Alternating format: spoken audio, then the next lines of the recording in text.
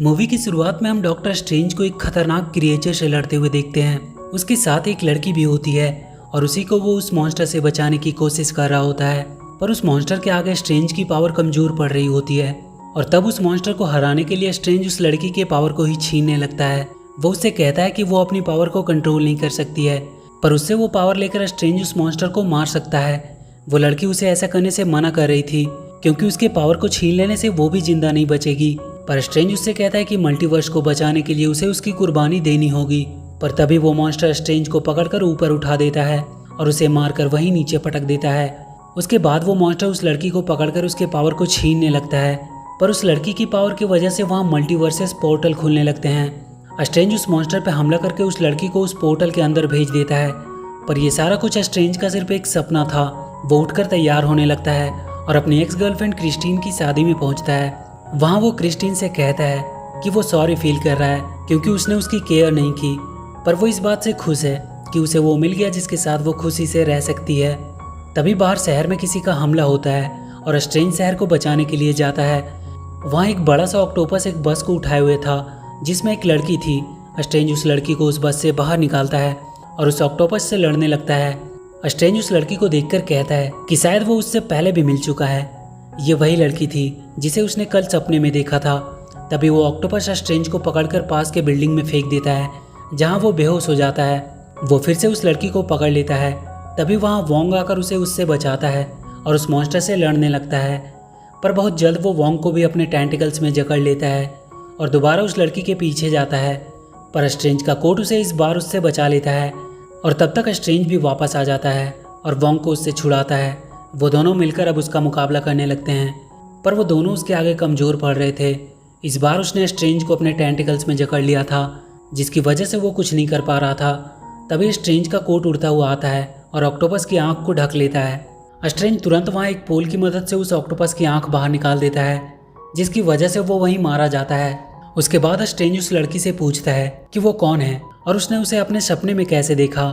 वो लड़की उसे बताती है कि वो उसका सपना नहीं बल्कि एक दूसरा यूनिवर्स था जिसमें उसका ही एक अलग वर्जन उसके साथ एक मॉन्स्टर से उसे बचा रहा था।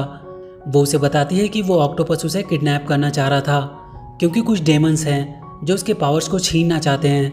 वो बताती है कि उसके पास किसी भी यूनिवर्स में ट्रैवल करने की पावर है, पर वो उस पावर को कंट्रोल नहीं कर सकती है। जब भी उसे कभी डर लगता है तब वो पावर अपने आप एक्टिवेट होने लगती है और मल्टीवर्स के पोर्टल खुलने लगते हैं।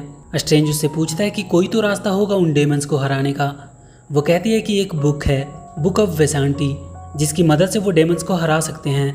वोंग कहता है उस बुक तक पहुंचना लगभग नामुमकिन है, पर वो लड़की कहती है कि वो स्ट्रेंज के साथ उस बुक तक लगभग पहुंच चुकी थी, पर डेमंस ने आके उन्हें रोक दिया और वो यहाँ इस यूनिवर्स में आ गई। स्ट्रेंज कहता है कि ये रियल नहीं हो सकता क्योंकि ये सिर्फ उसका एक सपना था। वो लड़की उसे प्रूफ के तौर पे दूसरे यूनिवर्स के स्ट्रेंज की लाश को दिखाती है जो उसके साथ यहाँ आ गई थी। ये देखकर स्ट्रेंज और वोंग को भी अब उस लड़की पे भरोसा हो जाता है कि वो जो कह रही है वो बिल्कुल सही है। स्ट्रेंज वोंग से कहता है कि इस लड़की की जान पे बहुत खतरा है, उन्हें इसे सेफ रखना होगा। वोंग उस लड़की से उसका नाम पूछता है। वो अपना नाम उन्हें अमेरिका चैविस बताती है। वोंग उसे उनके साथ कमरताज चलने को कहता है क्योंकि वहाँ वो सेफ रहेगी। वो स्ट्रेंज की लाश को वहीं दफना देते हैं। आगे हम वांडा को देखते हैं जो अपने दोनों बच्चों के साथ घर पे एंजॉय कर रही होती है, पर यह सब उसका सिर्फ एक सपना था जिसे वो वास्तविकता में बदलना चाहती थी। वो अपने गार्डन में फूल तोड़ रही होती है, तभी उससे मिलने स्ट्रेंज आता है। वो उससे मल्टीवर्स के बारे में पता करने आया था। वो उसे बताता है कि उसके पास एक लड़की आई है किसी दूसरे यूनिवर्स से और कुछ डेमंस उसके पीछे पड़े हुए हैं जो उसके पावर्स को हासिल करना चाहते हैं। वो लोग उसे कमरताज लेके आए हैं ताकि वो फिलहाल सेफ रह सके।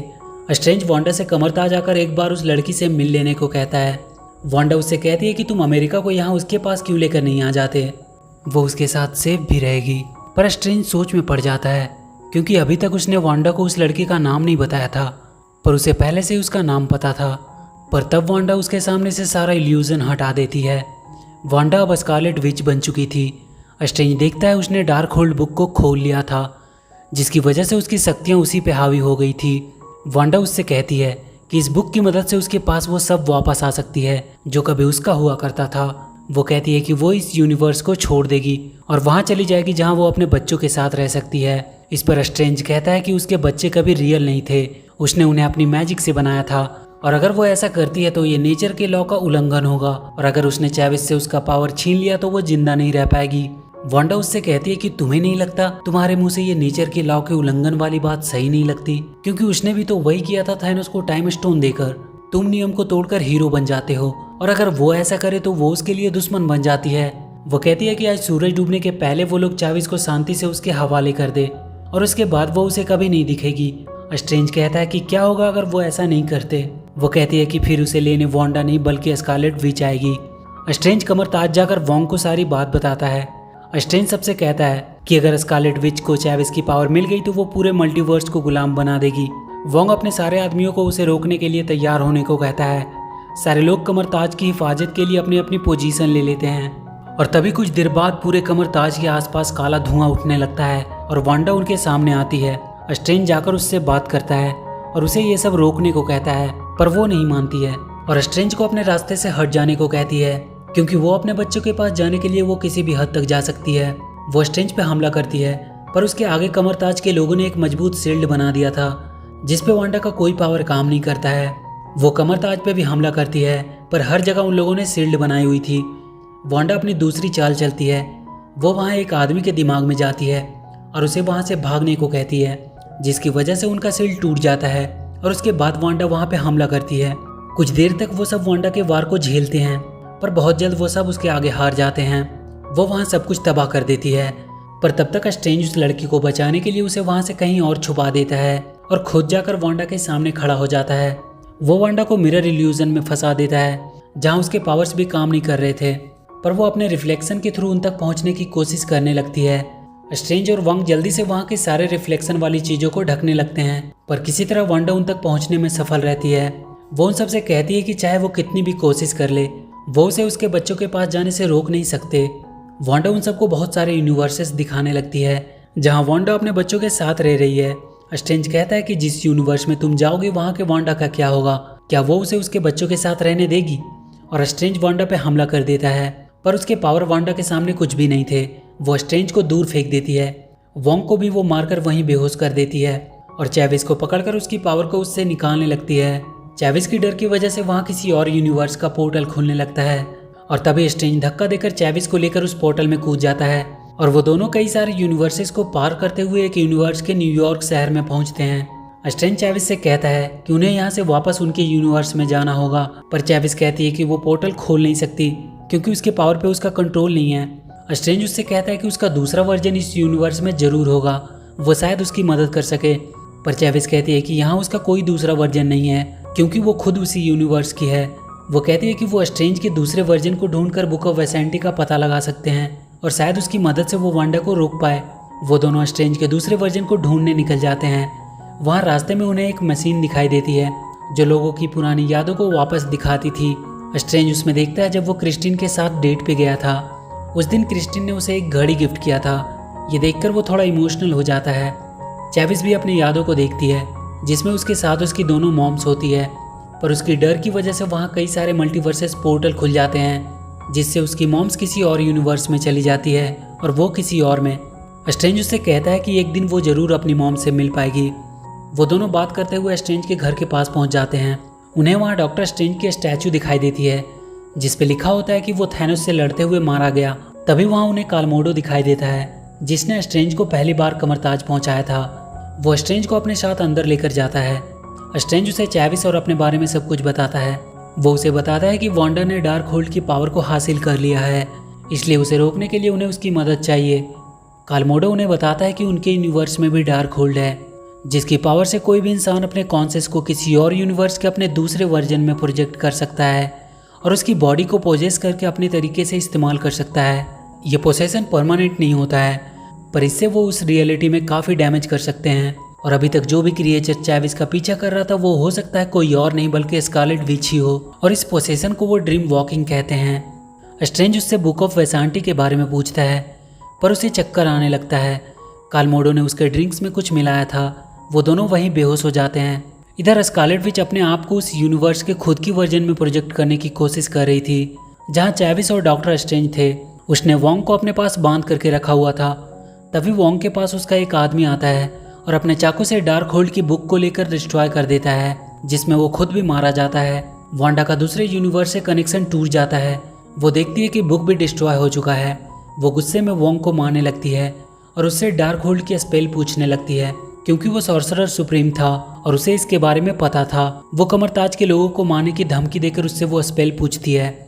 वोंग उसे बता देता है कि डार्क होल्ड सिर्फ एक कॉपी थी जिसमें वो स्पेल लिखे हुए थे, पर उसका असली पावर वांडा कोर में है, पर वहाँ तक आज तक कोई पहुँच नहीं पाया है। पर वांडा उससे कहती है कि ऐसा करने वाले वो लोग पहले होंगे। इधर स्ट्रेंज की जब आँख खुलती है तो वो अपने आप को एक ग्लास सेल में पाता है। चेविस भी उसके बगल वाली सेल में थी। वो देखता है कि वहाँ क्रिस्टीन है। वो उसे बताती है कि वो लोग उसके लैब में रिसर्च पर्पस के लिए लाए गए हैं, क्योंकि वो किसी और यूनिवर्स से आए हैं, इसलिए वो लोग उसकी पूरी जांच करना चाहते हैं। तभी वहाँ कार्ल मोडो आता है और उससे कहता है कि वो लोग उसे इल्यूमिनाटी के सामने पेश करने के लिए ले जा रहे हैं। स्ट्रेंज को समझ नहीं आता कि इल्यूमिनाटी क्या है। वांडा वोंग को लेकर वांडा कोर पहुंच चुकी थी। वहाँ वो एक टूटे हुए खंडर में पहुंचते हैं। वोंग बताता है कि यही सबसे पहले एक डेमन ने उस पावर को हासिल किया था और फिर बाद में उसे डार्क होल्ड बुक में लिखा गया। वांडा वहाँ लाइट जलाने लगती है। तभी 4 बड़े मॉन्स्टर उनकी तरफ बढ़ते हैं, पर वो सब वांडा के आगे अपने आप को सरेंडर कर देते हैं। ऐसा लगता है वो लोग उसका ही इंतजार कर रहे थे। इधर स्ट्रेंज को इल्यूमिनाटी के सामने पेश किया जाता है। वहाँ हम कैप्टन कार्टर को देखते हैं। कुछ और भी सुपर हीरोज वहाँ थे, जैसे कि ब्लैक बोल्ट, मिस मार्बल और फैंटास्टिक 4 के रीड रिचर्ड स्ट्रेंज से कहता है कि उसका उनके यूनिवर्स में आना किसी खतरे से कम नहीं है, क्योंकि उसके पीछे कई मुसीबतें भी साथ आ सकती है और उसने नेचर के लॉ को भी तोड़ा है। उन लोगों ने इल्यूमिनाटी को बनाया ताकि डिफिकल्ट डिसीजन ले सके, इसलिए आज वो डिसाइड करेंगे कि उसके साथ उन्हें क्या करना चाहिए। स्ट्रेंज उन्हें बताता है कि उनके ऊपर बहुत बड़ी प्रॉब्लम आने वाली है, स्कारलेट विच के रूप में। रिचर्ड उसे बताता है कि ड्रीम वॉकिंग को लेकर स्कारलेट विच से उनके लिए ज़्यादा खतरा उसके यूनिवर्स का डॉक्टर स्ट्रेंज था। वो उनसे कहता है कि क्या वो स्ट्रेंज जो थैनोस से लड़ता हुआ मारा गया। तभी वहाँ चार्ल्स आता है और कहता है कि इसे सच्चाई बता देनी चाहिए। वो बताते हैं कि वो सब थैनोस के साथ वॉर में थे, पर स्ट्रेंज हमेशा अपनी मर्जी से काम करता था। उसने डार्क होल्ड की पावर ली और ड्रीम वॉकिंग करना शुरू कर दिया, पर एक दिन उसने उन सबको बुलाया और कन्फेस किया कि वो ड्रीम वॉकिंग कर रहा है। और ऐसा करते हुए एक बार उससे गड़बड़ हो गई और उसकी वजह से एक यूनिवर्स के सारे लोग मारे गए और उसे डर है कि उसकी वजह से वो दोबारा ऐसी गलती कर सकता है। उन सब ने बुक ऑफ वेसांटी की मदद से थैनोस को मारा, पर उनके सामने अभी भी दूसरा खतरा मौजूद था, डॉक्टर स्ट्रेंज के रूप में। इसलिए उन सब ने ब्लैक बॉट की मदद से स्ट्रेंज को खत्म कर दिया। इधर वोंग वांडा को समझाने की कोशिश कर रहा था कि वो चाहकर भी सब कुछ कंट्रोल नहीं कर सकती, पर वांडा उसे वहाँ के पहाड़ से नीचे फेंक देती है और अपना पोजेशन शुरू कर देती है। वो उस यूनिवर्स की वांडा को पोजेस करके अमेरिका चेविस के पीछे भेजती है। इल्यूमिनाटी के लोग अपने बिल्डिंग में किसी के हमले की आवाज़ सुनते हैं। वो कैमरे में देखते हैं वांडा ने उन पर हमला किया था। वो सब उसे रोकने के लिए चले जाते हैं। चार्ल्स स्ट्रेंज से कहता है कि अगर वो इस सेल से बाहर आ पाता है तो वो बुक ऑफ वेसांटी को लेने जाए जो वहाँ मौजूद है, और अमेरिका चेविस को किसी भी हालत में उस स्कारलेट विच से बचा कर रखे। वांडा क्रिस्टीन की लैब की तरफ बढ़ रही थी। वो उस रूम में पहुंचने ही वाली होती है कि उसके आगे सारे सुपर हीरो उसे रोकने के लिए आ जाते हैं। रिचर्ड वांडा को रुक जाने को कहता है। वो कहता है कि ब्लैक बोर्ड उसे सिर्फ अपनी आवाज़ से ख़त्म कर सकता है, पर ब्लैक बोर्ड का पूरा मुंह ही सील हो चुका था और वो अंदर ही अंदर अपनी आवाज़ से ही फटकर मर जाता है। वो रिचर्ड को भी एक झटके में ही मार डालती है। कैप्टन कार्टर और मिस मार्बल उस पर हमला करती है। वो दोनों एक साथ उस पर हमला करके उसे रोकने की पूरी कोशिश कर रहे थे। कैप्टन अपनी शील्ड से उस पर हमला करती है, पर वो उसकी शील्ड को पकड़कर जोर से उसी की तरफ फेंकती है और उसकी वजह से वो भी मारी जाती है। अब मिस मार्बल सिर्फ अकेले ही बची थी। वो अपनी पूरी ताकत के साथ उस पर हमला करती है, पर उसकी पावर को भी वांडा कुछ ही देर में खत्म कर देती है और वो दूर जाकर गिरती है। वो तुरंत उस पर एक बड़ा सा स्टैचू गिराकर उसे भी मार देती है। स्ट्रेंज अपने आप को सेल से बाहर निकालने के लिए मोडो को उकसाता है और वो जैसे ही उसे मारने सेल के अंदर आता है, स्ट्रेंज उसे हराकर वहाँ से बाहर आ जाता है। इधर क्रिस्टीन चेवी को सेल से बाहर निकालने की कोशिश कर रही थी, क्योंकि वो सेल जाम हो चुका था। वो उस ग्लास को तोड़ने की भी कोशिश कर रही थी। तभी एक पंच से चेविस उस ग्लास को तोड़ देती है, पर तब तक वांडा वहाँ आ चुकी थी। तभी उसे रोकने वहाँ चार्ल्स आता है और उसके दिमाग से स्कारलेट विच को निकालने की कोशिश करने लगता है, पर स्कारलेट विच उस पर भी हावी हो जाती है और उसकी गर्दन मरोड़कर उसे भी मार देती है। तब तक अमेरिका और क्रिस्टीन वहाँ से भाग जाते हैं। भागते हुए उन दोनों को स्ट्रेंज मिलता है। क्रिस्टीन उन्हें लेकर बुक ऑफ वेसांटी के पास ले जाने लगती है। वो लोग एक टनल के थ्रू जा रहे होते हैं और उनके पीछे वांडा आ रही होती है। स्ट्रेंज किसी तरह से वांडा को वहीं टनल में दबाकर फंसा देता है और वो लोग एक गेट के पास पहुंचते हैं जिसे सिर्फ डॉक्टर स्ट्रेंज ही खोल सकता था। वो उसे खोलने की कोशिश करता है, पर उससे वो खुलती नहीं है। क्रिस्टीन उसे स्ट्रेंज की घड़ी देती है जिसकी मदद से वो उस गेट को खोल लेता है। वो जगह स्पेस और यूनिवर्स के बीच के गैप का जंक्शन था। वहाँ बुक ऑफ वेसांटी रखी हुई थी। स्ट्रेंज जाकर उस बुक को अपने हाथ में ले लेता है। तभी चैविस को वांडा अपनी तरफ खींचती है और वो अपने पावर से बुक ऑफ वेसांटी को भी डिस्ट्रॉय कर देती है। वो चैविस को पकड़कर उसकी पावर को निकालने लगती है और फिर से चैविस की डर की वजह से वहाँ मल्टीवर्सेस पोर्टल खुल जाते हैं जिसमें वो स्ट्रेंज और क्रिस्टीन को फेंक देती है और उसके बाद वो एक पोर्टल खोलकर चैविस को स्कारलेट विच के पास भेज देती है और इसके बाद स्कारलेट विच वांडा से अपना पोजीशन हटा लेती है। वांडा को जैसे ही अपना ध्यान आता है वो अपने बच्चों के पास भागती है और इधर स्कारलेट विच चैविस को उठाकर बीच में रख देती है। क्रिस्टीन और स्ट्रेंज एक ऐसे यूनिवर्स में पहुंच जाते हैं जहां कई सारे यूनिवर्स आपस में कोलाइड कर रहे थे। वो दोनों उस यूनिवर्स के डॉक्टर स्ट्रेंज से मिलने जाते हैं। क्रिस्टीन को स्ट्रेंज बाहर ही छोड़कर अकेले ही उससे मिलने उसके घर जाता है। वो उससे मिलकर अपने बारे में सब कुछ बताता है और अपने यूनिवर्स जाने में उसकी मदद मांगता है।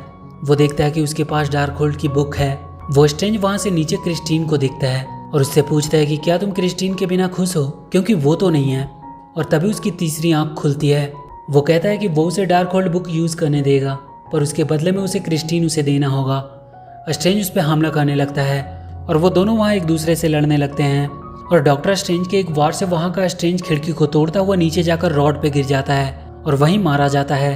डार्कहोल्ड की बुक स्ट्रेंज को मिल चुकी थी। इधर पहाड़ से गिरकर वोंग भी मरा नहीं था, वो एक पत्थर पे अटका हुआ था। वो उठकर वापस ऊपर चढ़ने की कोशिश करता है जहाँ वांडा चैविस की पावर्स को निकालने की कोशिश कर रही थी। स्ट्रेंज डार्कहोल्ड की मदद से देखता है कि वांडा अपने मकसद के काफी करीब है और तब स्ट्रेंज ड्रीम वॉकिंग करने का सोचता है।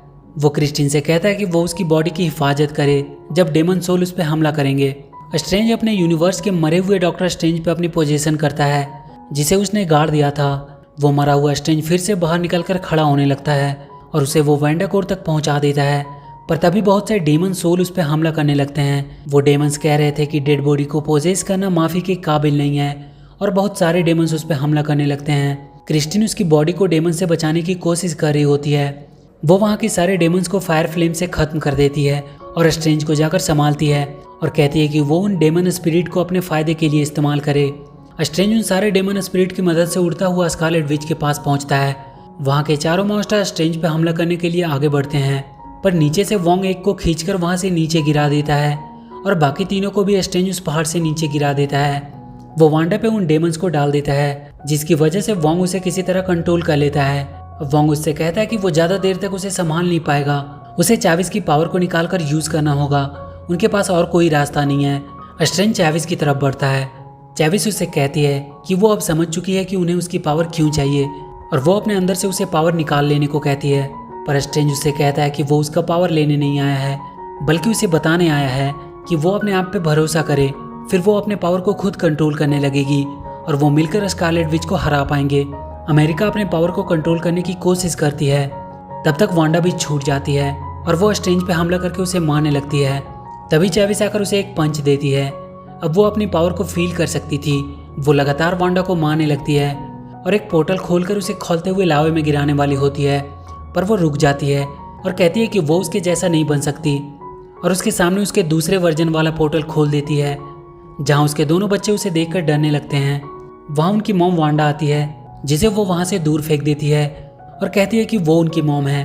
वो दोनों बच्चे स्कारलेट विच पर चीजें फेंक कर मारने लगते हैं और वो उससे डरकर छुपने लगते हैं।